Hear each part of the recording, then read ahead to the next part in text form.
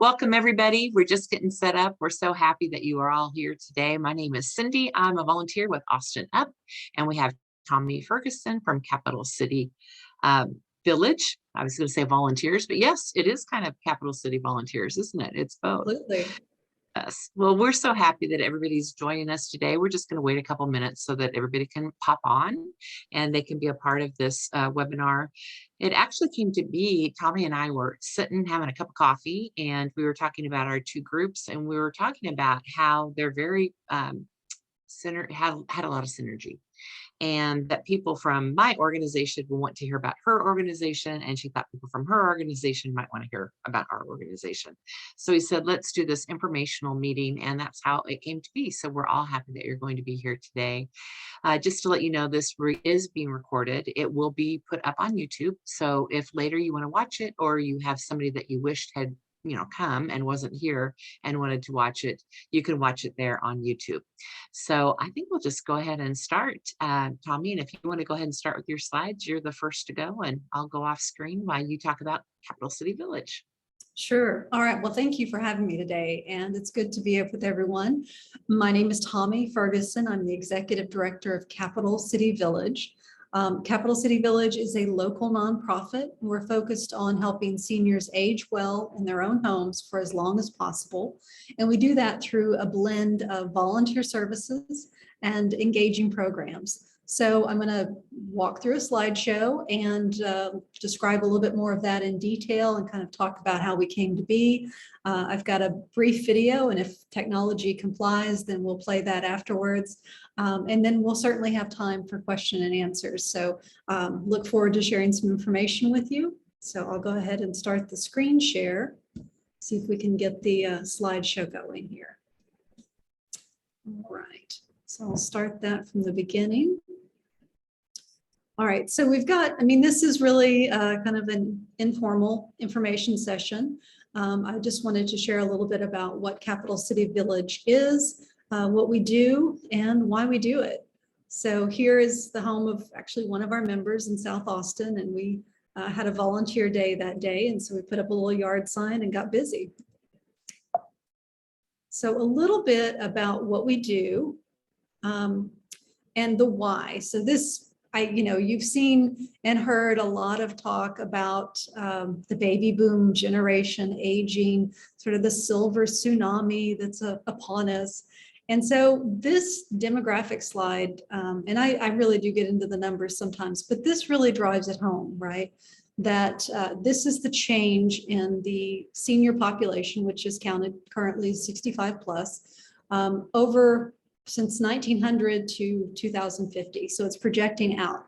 And you can see where the baby boomers really are the game-changing generation, right? There's so many more baby boomers that are reaching that age. And then people are living longer. So it's sort of a double impact. There are more people entering those senior years, and then those senior years are extended because people are living longer.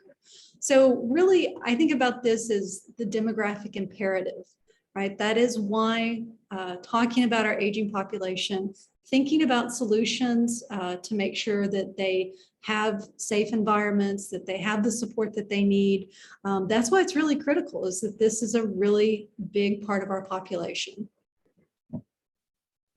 And going on to, I think several of these bullet points drive it really home, that, whereas the 65 plus population is about 15% of the total population, and this is US, currently, it'll be 21% by the year 2030, when the youngest baby boomers will have turned 65. And that's 1/5 of the total population. So 1 in every 5 people that you would pass would be 65 or older. And really, this is unprecedented in human history because we are having these longer lives. People are living longer by and large today than they ever have. And so really, this is a time that we've never had to grapple with as a society. We're also seeing increasing ethnic and racial diversity in this over 65 plus population. And that I think, again, just the sheer number is going to make sure that we have to pay attention to what seniors need and what they want and how our society responds to that. So this number I pulled from, it's a couple of years old, but it's still valid, from the US Census Bureau report. By 2060, nearly 1 in 4 Americans will be 65 years or older. The number of 85 plus will triple, and the country will add 500,000 centenarians. I mean, those are really huge numbers. I think that that's really important. So again, huge chunk of our demographics are aging, that population of baby boomers, and really, again, dictating what we're paying attention to policy-wise. And then also the fact that we're living so much longer. I like this slide because this is Texas specific. And it really kind of, again, makes the point that, you know, Texas is kind of a bellwether in a way, specifically about the aging population. And this is the growth of 65 plus people and this is broken down by counties in Texas. That Texas has the 3rd largest population of older adults in the US, the 3rd largest. That there are 3 million Texans age 65 plus. And so just to put that in perspective, there are 20 states that only have a population of 3 million people or less. So I think that that really emphasizes how important the aging population is here statewide, and we certainly see it locally. So with this aging population, you know, it's making up a larger percentage, a larger proportion of our entire population, and it's very diverse, and people are living longer with very different needs. So thinking about how to respond to that. Well, so this concept has grown up over the last 2 decades. About a system to really promote growth, connection, and purpose within a framework that really is tailor-made and tailored to seniors. And it's really what we think of as intergenerational and interdependent, so that you can give back and take what you need from any age, that every person has value regardless of age or capacity. And the concept is also dedicated to helping older adults stay in their homes where they may have been for decades, but also to stay connected to the outside and larger community. So the concept is there. And from that idea came the village concept. So this idea that, again, it's neighbors helping neighbors. It's very grassroots. In other words, it's tailored to the community of seniors that it serves. It's affordable when you think about staying in your home, which for a lot of people may be the single biggest asset that they have, or they may be in a place where they've got a comfortable or at least manageable rent and they don't want to leave it. And so paying for some of the things that they might need a la carte would be prohibitively expensive. It's accessible, so you don't necessarily have to have a computer or be super plugged in to access a network of support. And you can really stay connected to not just a single resource, but multiple resources. A system that is volunteer first. In other words, if there is a need, we look to volunteers first to help fill that need. And it's self-sustaining. In that, I mean that through membership, through fundraising, through a number of different outlets, we are able to fundraise and get the revenue that we need to support the organization. What I think is really just an absolute priority is the fact that it's local, friendly, and trusted. And I'll explain a little bit more of that. So that's the concept. How did it grow to be?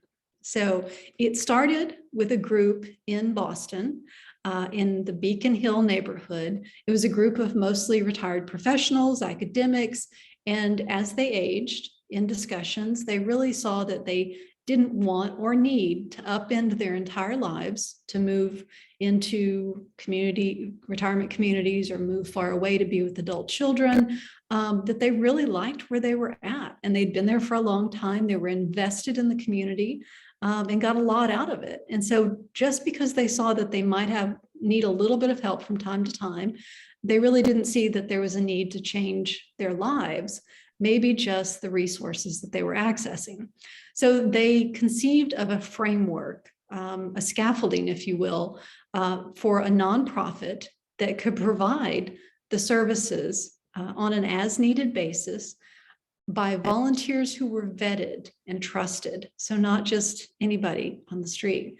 And that you had the opportunity through this scaffolding or through this network to connect with other people who had the similar interests, or at least the same goals of aging in their homes and staying put for as long as possible. And so they conceived of this idea. They called it the Village, Beacon Hill Village. The idea being that just as it takes a village to raise a child, it takes a village to age well in your community. And since then, there are now multiple organizations very much like that, either up and operating or developing across the US and beyond. And we're one of them. Capital City Village was the first village in Texas. We opened 10 years ago. We just celebrated our 10th anniversary in November.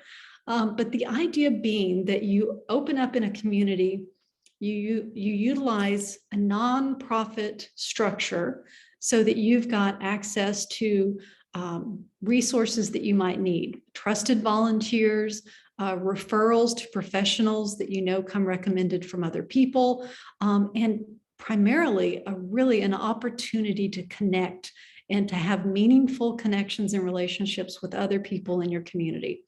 And that's really where it offers opportunities for growth, connection, and purpose. And we do have a couple more villages of similar to ours in Texas. There are a couple of in Houston. I gave a presentation last week to a group in San Antonio. So interest is really growing. Again, it grows around a population that is really interested in having the resources that they want and that they need, but to have it done through a nonprofit structure, not through the government, not through your family, but to have it really there as that another leg of support. So this gives you just a little snapshot here. I'll see if I can move the faces around here.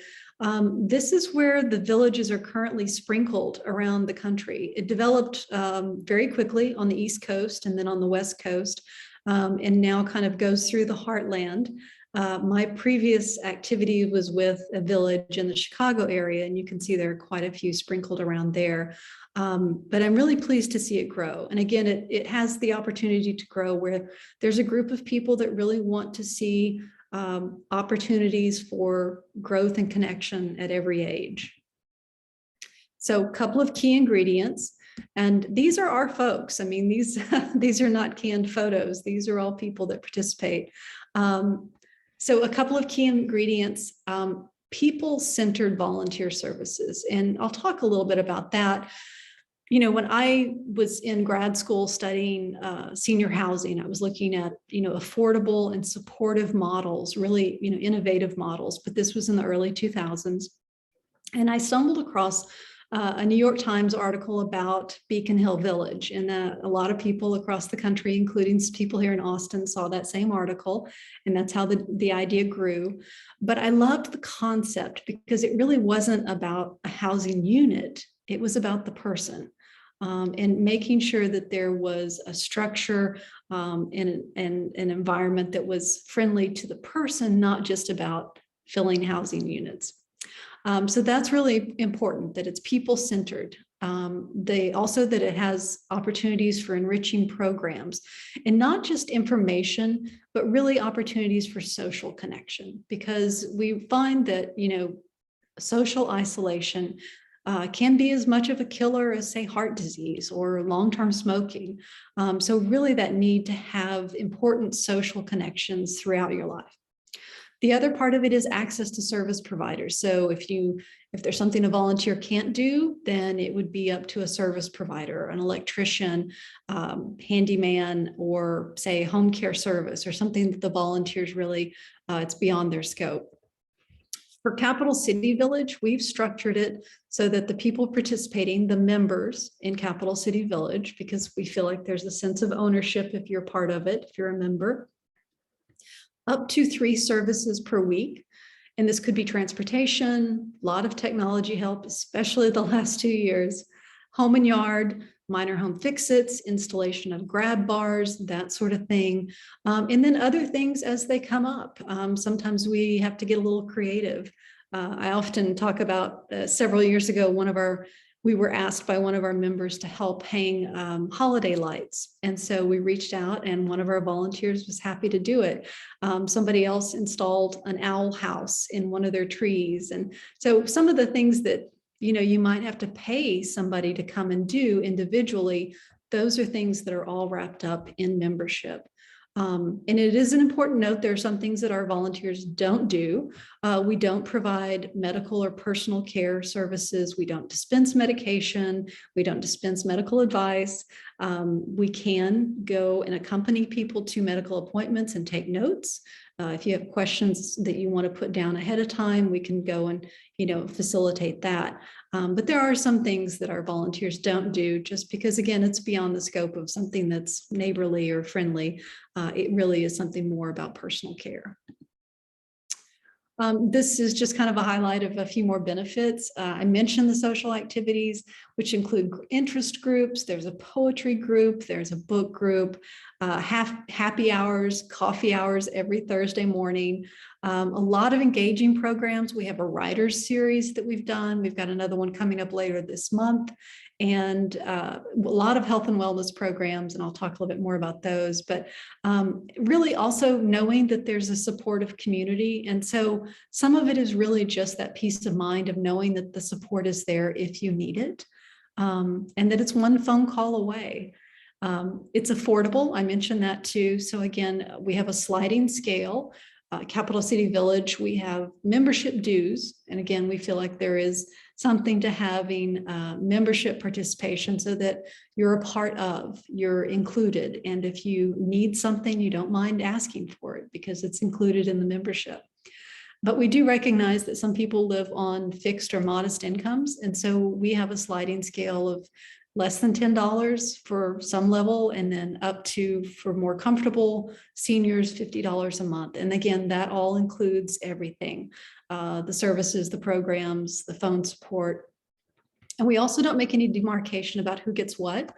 Everybody has access to everything. We're very discreet about it. If somebody needs to be on that tier one, that's a conversation they have with me, and then I have with our bookkeeper, and it really doesn't go any further than that. And I will say that there are probably at this time more than 40% of our members that are on that sliding scale. So really having the services available is something that we feel like is important, and it should be accessible and available to people of all incomes. The thing that we really like about it is, again, the social. You can, through the activities and through those connections to people, really develop what we call improbable friendships. And I've got a video at the end, and if it plays, we'll demonstrate a little bit of how that happens. Again, these are people. This is some of our folks at a happy hour pre-COVID. And again, for me, I think just really the important part of it is just having that peace of mind to know the support is there if you need it. This is where I see a lot of dovetailing, a lot of shared goals and priorities with AustinUP. We really work towards and want Austin to be a more age-friendly place so that you can, work, play, grow, live at every age. Some of the things that we touch on include housing, transportation, community support, social participation, information sharing, respect, and social inclusion. And these are some of the domains of what the World Health Organization has identified as age-friendly aspects of a community. And so they've adopted some goals, and Austin as a city is working towards being more age-friendly and inclusive for senior population. This is, again, some of our volunteers, just to show you some examples. Our age range of our members, the people participating in Capital City Village, runs from 60 to 102. And 102, our friend Maxine is getting ready to turn 103 next month. We have volunteers that are 21 plus. We do have a younger group here, and we do youth group activities as long as they're overseen by an adult that's affiliated with that organization. This is a local church group that did a yard cleanup for us. again, diverse incomes, and that we also help support people that are living independently, and a lot of them living alone. Just last week, when the freeze came, with the Aging Services Council, they'd put together a lot of emergency preparedness bags. And so we were able to deliver through our volunteers about 50 bags to, across the city to people living either alone or perhaps at risk of being socially disconnected. And generally what we see for our folks that are participating, there's an improved quality of life. And as you can see, it's a fun group. We have a lot of things that we do together. There's a lot of supporting each other. And again, we come up with new ideas all the time for things that people are really interested in. And so that's the grassroots aspect of it, is people let us know what they want to see in the programming, what they might need from the services. And staff has a role of really facilitating that and helping to fulfill that. This is just an example of a younger group that we were working with last year. It's the UT Nutritional Sciences Department. And so they did a series of nutrition and health lectures for us about healthy eating for the senior age group. These are a couple of examples of some of our programs. A lot of them are informational. Like I said, a lot of focus on health and wellness, but also arts and culture. That's really important to Austinites. Senior advisors, so things, advanced planning, getting your financial house in order, getting your paperwork and advanced directives in order, that sort of thing, planning for the future. We feel like those programs are good, not only for the individual seniors, but also for their families. We do have some local notables that we can, call in to speak to us and answer questions and really get to know them too. And then we are always focused on keeping people connected to resources, so that if there's not something that we can provide directly, we can help connect them with other agencies or nonprofit organizations that can help. We feel like, I like to think of it as like a web of resources in the community of which we're part. No one organization can do it all, so it's better that we all stay connected. A little summary of what we've done. This is just the last year. These, again, some of our volunteers at work. 750 rides per year or more. Transportation, as much as I was really interested in interesting, innovative housing models, I realized that transportation was really a complicated and important issue for seniors. So we focus on transportation, socialization, home and yard technology, and all of these things that sort of support the service support and social connection really does lead to a better quality of life. We are always looking for new volunteers as we stretch across the city. These are some of the community connections that we've established, and these are not necessarily formal relationships, but we have ongoing supportive relationships, and that includes the UT School of Social Work. We've got an intern that comes to us every year through that program, the Aging Services Council that I mentioned, Aging and Disability Resource Center. We also formed a partnership with SAVA, South Asian International Volunteer Association. We had people that we were finding that they were doing for their group of seniors, mainly late stage immigrants coming over from India to be with their sons and daughters and their families, that we were doing a lot of the same things. And so we kind of combined resources. We took a break during COVID, but we're hoping to get that going again. And then as a non-denominational group, we really have the opening to work with a number of different communities of faith. Wanted to just kind of give you a heads up about some upcoming programs. I mentioned our writers series. So in conversation with Vanessa Miller's coming up a little bit later this month, as well as our annual member meeting. So this will be done by Zoom out of necessity. But we give a look back at sort of the state of the village, the things that we've accomplished the last year, our goals looking ahead this year, some vignettes from some of our participants. We'll have some music as well for some entertainment, and get some feedback from our membership and from our guests and our volunteers.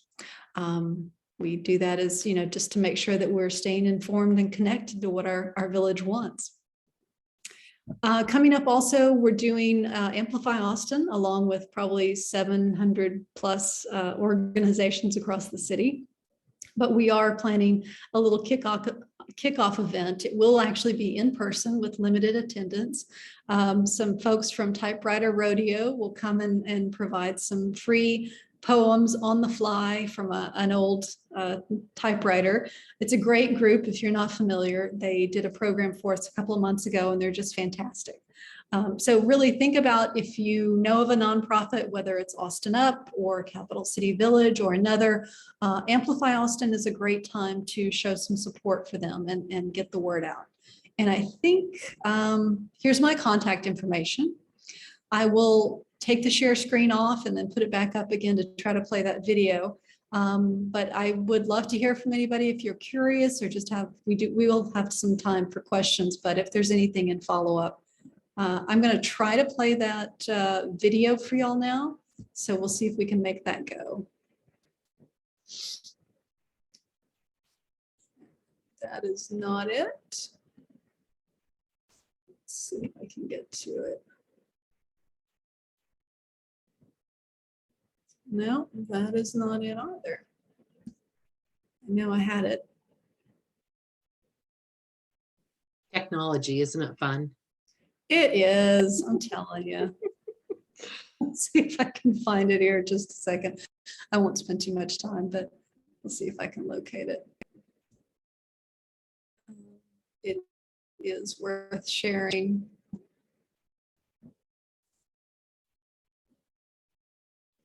Okay, we'll try this again.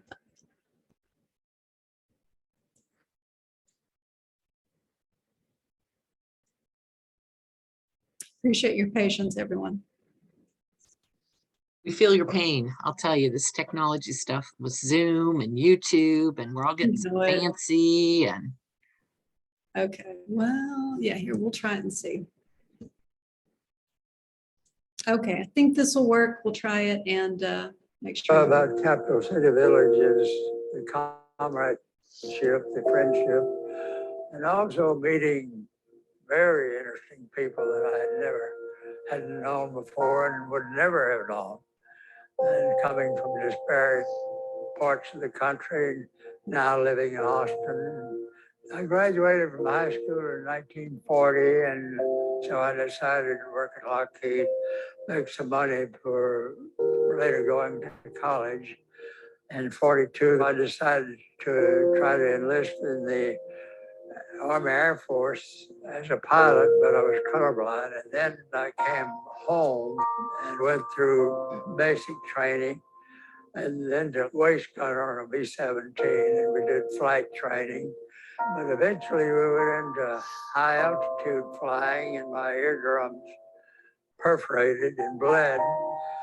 So I went overseas as a ground crewman on the 826 medium bomber. Eventually I enrolled at University of Texas, graduated in 50, and started my career as a counselor in high school. And that was my lifetime occupation, working with young people. And so I really enjoy meeting people and learning about them. I had been studying about my great uncle who was in the war. He died in Anzio. And also we had just lost a close family friend who was in the Italian Alps during the war. He was a ski patrol. Lee Freitas, he and I were very close up until the end. Lee had been lonely, and I lived out of state, so all I could do was call him and do Zooms.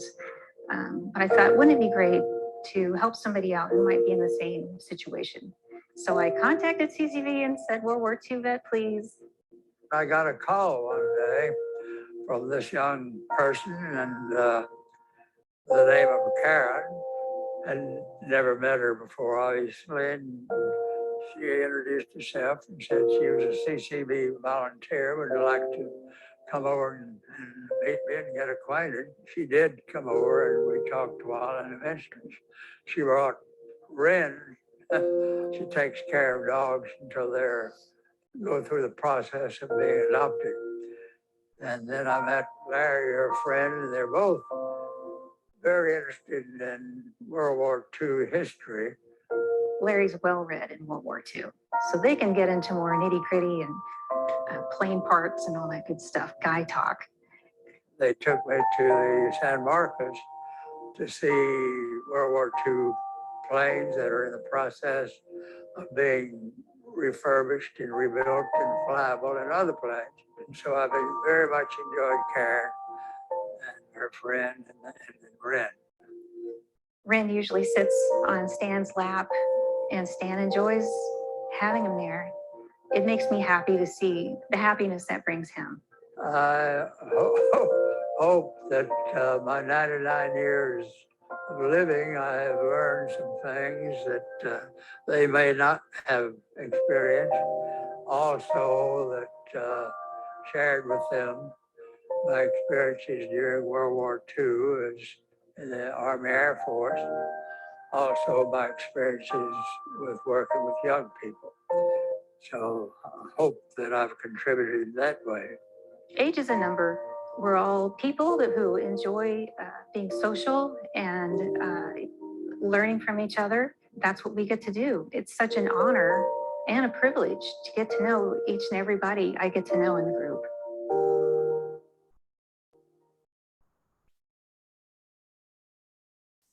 So that's, I think, an ideal way to demonstrate what I mentioned about the improbable friendships.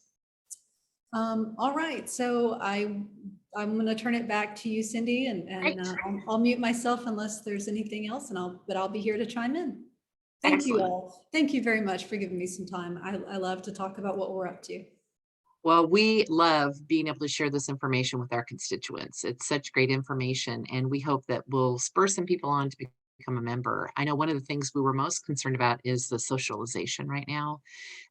We were going back into level 5, and just that concern of here we go again, and people not being able to get out and just worried. Well, you guys have solutions for people for socialization, and they're just great programs. So let me talk a little bit about AustinUP. And let me see if I can share my screen, and I'm just going to have fingers crossed that it all works okay. Well, so far so good. So here we are. This is AustinUP. I love our logo. It is, can you see the up right there? I don't know if you can see my mouse moving. And then we also say aging, everybody's doing it. And we love that motto because everybody is aging. And if you're not aging, unfortunately, you might be dying. So it's better to be aging, right? So we think that's a good thing. Let me see if I can advance my screen. Let's see. Oh, there we go. So AustinUP is a community alliance, and we're committed to making Central Texas a place where older adults live full, engaged lives. And we work to prioritize the unmet needs of Central Texas aging population, tap the assets of older adults to improve our community, and embrace innovative and creative ideas in the pursuit of an age-friendly culture. And that's really what AARP's plan is all about. That's what the city of Austin's been working so hard on, the age-friendly Austin action plan. And that's just to make Austin an age-friendly city. And it takes a village to get that to be done. AustinUP is really serving as a dot connector in the community. And we're working with lots of different local and regional business, civic leaders, entrepreneurs, nonprofit service organizations, boomers, seniors, and caregivers. We also are promoting age progressive ideas in the longevity marketplace via newsletters, surveys, focus groups, and events. And we're building a network of AustinUP ambassadors in aging to share ideas and innovation. Our work is we expand Austin's role in the longevity marketplace by promoting businesses, entrepreneurs, and technology innovators working in the aging space. We spotlight age-friendly businesses as the city implements the age-friendly Austin Action Plan.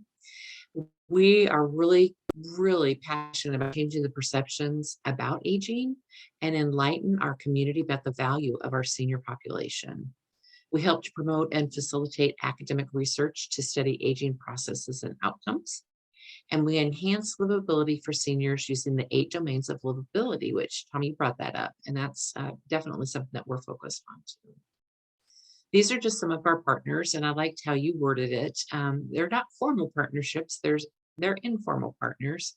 And we've worked together on lots of different things with the city of Austin, the Texas Aging Longevity Center, ACC, and here you can see the mayor. We have information, we have a clip from the mayor that I'll share here in a minute. One of the ways that we're helping, part of the plan is to help older adults be able to remain in their home longer.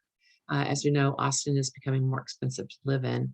What we're finding are that more people need to work longer, and we're also living longer too. So our money is going to run out a little bit sooner.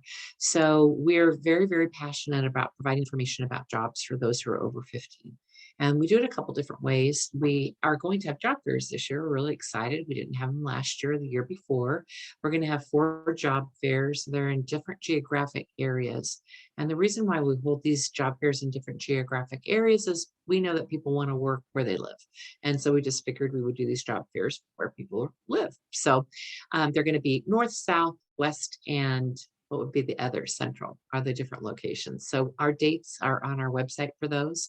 In addition, we also do webinars. We do 6 webinars a year. We just had one. This particular webinar was a speaker. She's fascinating. She coaches people who want to do work out of their RV. So if your goal is to live in your RV and to be able to work and be able to make that work, she coaches people through the whole process. She had some great ideas, and actually, if you go to our YouTube channel, we did record it, and she's on there. We also have been doing the ATX Aging and Innovation Summit, and the theme for this is where good ideas get better with age. We held ours last year. I want to say it was the first week in December. We were trying to hold off, hoping that we could do something in person, but it wasn't safe. So we decided not to. So we did have our Aging Innovation Summit. It was online. It was electronic. It is on YouTube also. One of our speakers, we weren't able to record. It was part of her contract, but she was really fascinating. She was talking about all the different opportunities for businesses to consider to get into this particular market. And she coaches and she helps businesses if that's what they want to do. If they want to be in this space, this aging space, she helps coach them. That was really interesting. We had some people, nonprofits on, we had some people from the city talking about innovative ideas. So again, that's on YouTube too. Last year we held at the Age Friendly Austin Forum series. AustinUP hosted it, and it was a monthly series. It was almost every month, but it was based on the different domains that we had talked about before. And what we did was we presented information about the progress that the city has made, and the city can't do it alone. Nonprofits, other organizations have been helping to further the plan. And so it was really fun to have that plan and to be able to just talk about the things, so many cool things. I learned about the library. If you are not going to the library or doing any of their things, they pivoted like you've never seen for COVID. And the opportunities for outdoor learning, I mean, the ideas are phenomenal. They also do some job help too. People who are searching for jobs, they also help them in that too. So that was really fun to do that. Our hope this year is to do a one-day event, and it will be a forum. We're still kind of working out the details. We don't have the date and the time and who we're working with at this time, but we hope to give another forum kind of series. It's going to be a little different this time. So we're going to present information about the plan, where we were, where we are. And then what we want is focus groups. We're going to have breakout sessions, and the focus groups are going to be on specific work groups, which are some of the work groups combine several of the different domains. And we're going to ask older adults what they think. What do they think? What did they want? What did they like? And we felt like that was one of the things that we missed in this forum last year. We were presenting a lot of information, but not really getting feedback. So we think that'll be critical to help the plan to move forward. So that's one thing we're working on. We don't have all the details, but you can check back and we'll be able to tell you more about it later. The next is a Livability for Longevity. This is a symposium. It's connecting people, process, and policy for healthy aging in Austin. This is our partnership with the University of Texas. And we held this event 2 years ago, 2 years in succession, but we have not had it.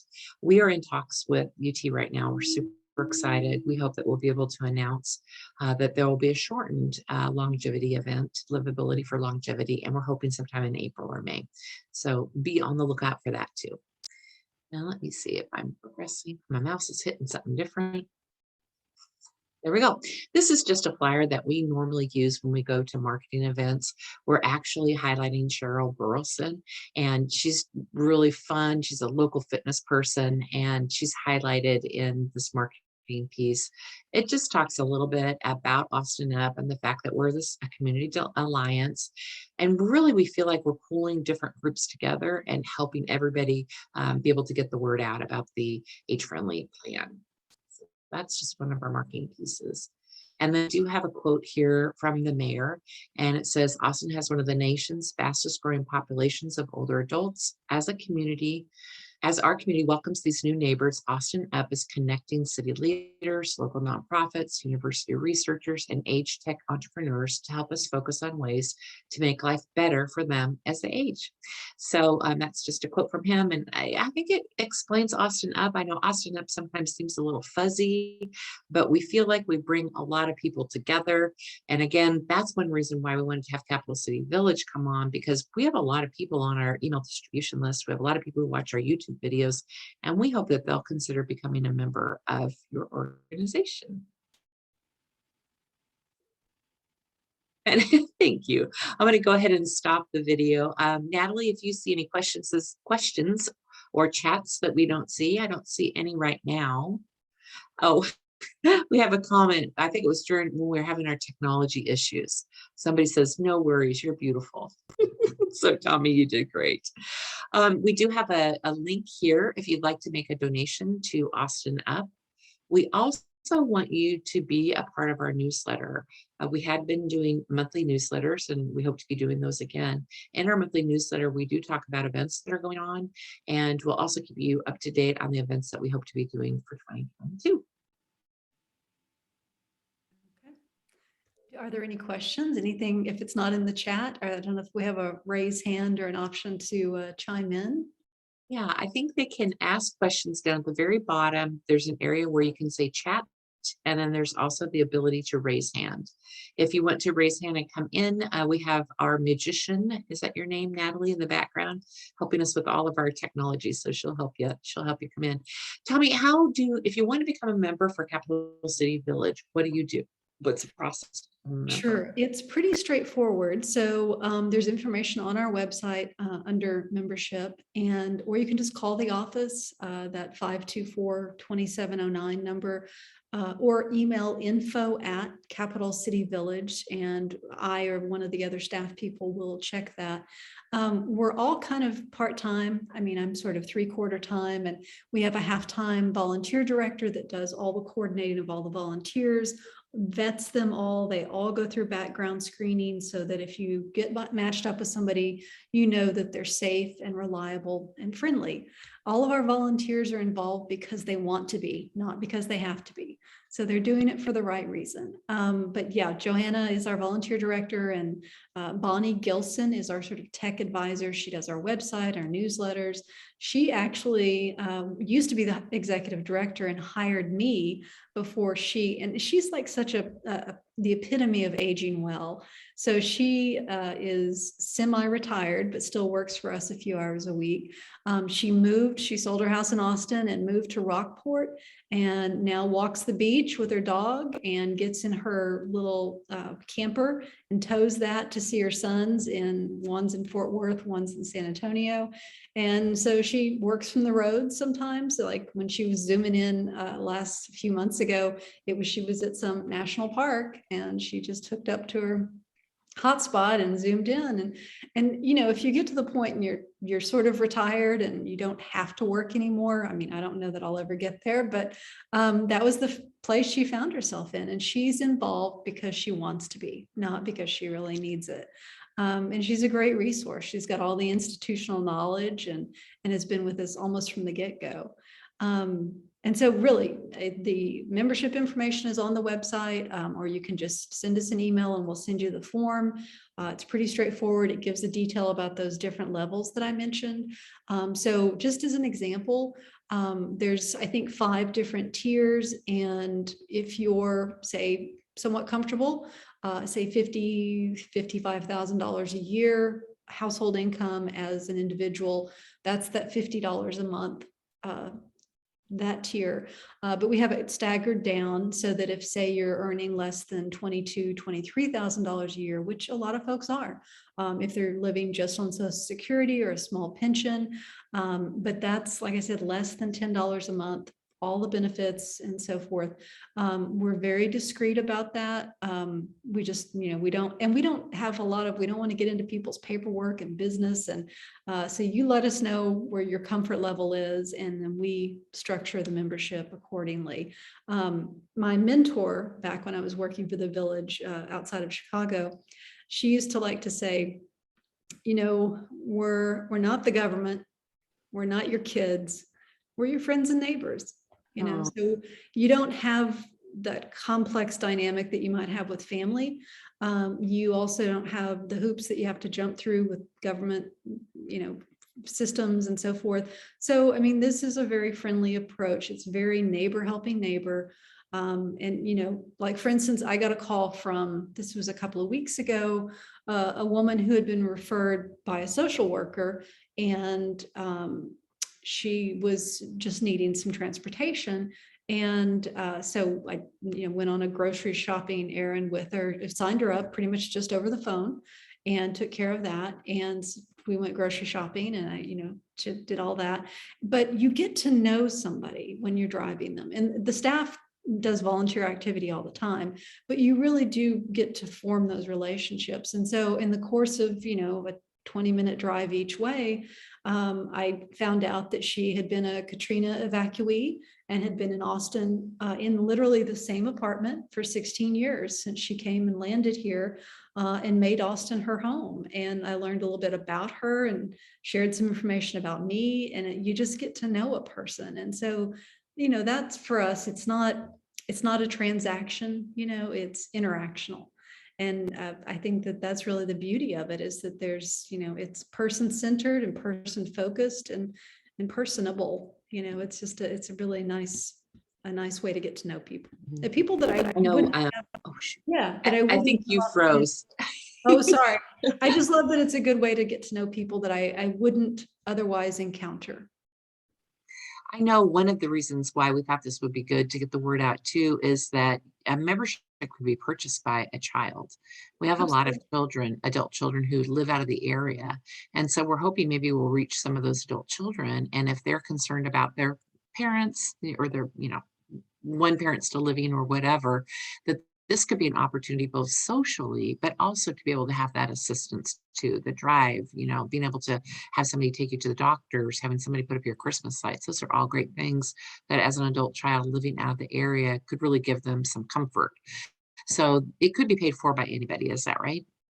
It's absolutely true. Yeah. I mean, we want to make sure that the individual is on board and is interested in the membership and what it has to offer, and also what they can contribute, but yeah, just last weekend, I had coffee with an adult son who was in town to check on his mom, and she's a member. She participates, she receives services, but she also engages in the social programs.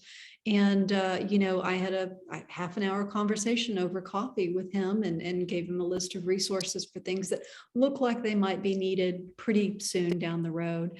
But yeah, we're absolutely. And I feel like I'm part of that constituency. My parents have both passed now, but my in-laws are hitting some stuff in their mid 70s. And that's really why I got involved and to begin with, was because I was really interested in and had seen what my parents had gone through aging in the same home they'd been in since 1962. And, it was hard in some way doing that long distance.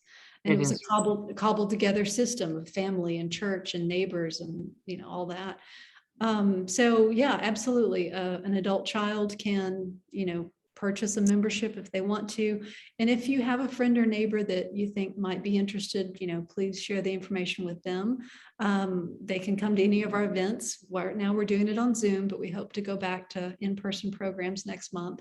And, or they may find a way that they want to volunteer. I mean, there's no minimum threshold for our volunteers. If you've got an hour a month, that's great. some of our volunteers are with us and do something every week, and then they go on vacation or travel, and if they can, and so we don't see them for a while, but it's not a hard and fast thing. We feel like there's room for somebody to support the mission of the organization in one way or the other. Mhm. Well, you do a big luncheon, don't you? And what's the theme of that? Sure. Well, we sort of riffed off the whole Keep Austin Weird. So we have termed our annual luncheon in November, Keep Aging Weird. So it has a little flavor of funkiness. We have a tentative date, I believe November 10th. We're going to host that, and we do that. We did a hybrid this last time. It was very successful at the Norris Center, and we live streamed it on Facebook and YouTube. And Libby Doggett was our speaker this last year, and she was phenomenal. I don't know who our speaker will be this year, but we're working on a couple of people. And yeah, so that's in November. We have a golf tournament every fall, usually early October. And that's just a great time to get out at Riverside Golf Course and play and fundraise and just have a good time. We realize, that's really kind of at the heart of it, is we want people to have fun and enjoy their lives and enjoy their lives together. We are thinking about a wellness program in May. If I can get that organized, we'd like to do something that really promotes health and wellness, not just physical wellness, but mind, body, spirit.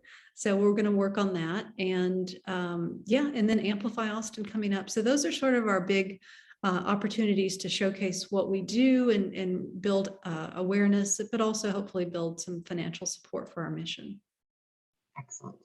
Well, Yeah. I am not seeing any questions in here, so We do have a raised hand. oh, we do. I'll go Oh, ahead and let her talk now. oh, great.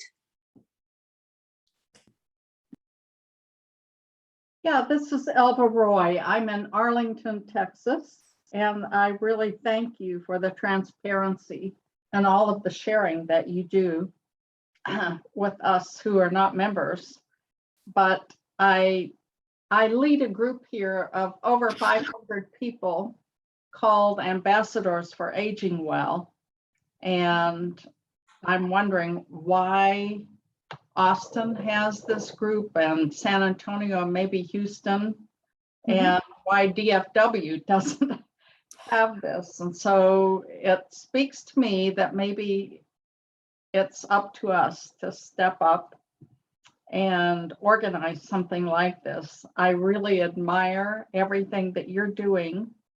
And I have been asked to be a speaker at the Tarrant County, of course, is Fort Worth County and Arlington. So Tarrant Area Gerontological Society has asked me to be one of their speakers at their ethics seminar on March the 22nd. And the title of my talk is "We Are Living in the Most Diverse Society in History, Diversity of Age, Race, Ethnicity, Sexual Orientation, and Gender Identity. How are we doing as a society?" And I would love to mention AustinUP as part of that talk. Absolutely. I think you should. And I think, AustinUP does such a good job of bringing the ideas and the policies and so much to the forefront to really, again, it is community focused. I mean, these are topics and ideas and strategies to really make the community much more age friendly. And Elva, I'll just say too that my in-laws are in Arlington, Texas. So I know cool. that, yeah, I know that the sort of the mixed bag of supports that are available there. We also, if you're interested, do some consulting. So because we really want to see that there's an opportunity for villages or some sort of support for seniors to grow in communities wherever there is an interest and a need. So if you are interested, I would be happy to talk further. Great, thank you. Yeah. Thank you so much. Well, Tommy, thank you again. People, please join our newsletter distribution list. You can email info@AustinUP and we'll put you on our distribution list. You can also go to our website. You can see our videos on YouTube. And Tommy, how can people reach out to you? A couple of different ways. So a lot of information on our website, capitalcityvillage.org. You take a look at our calendar section. We've got something happening every week. So a lot of it is on Zoom right now, but we will go back to in-person gatherings, and we invite people to be a part of it. There's usually, not much of our stuff has a fee associated. We really invite guests in.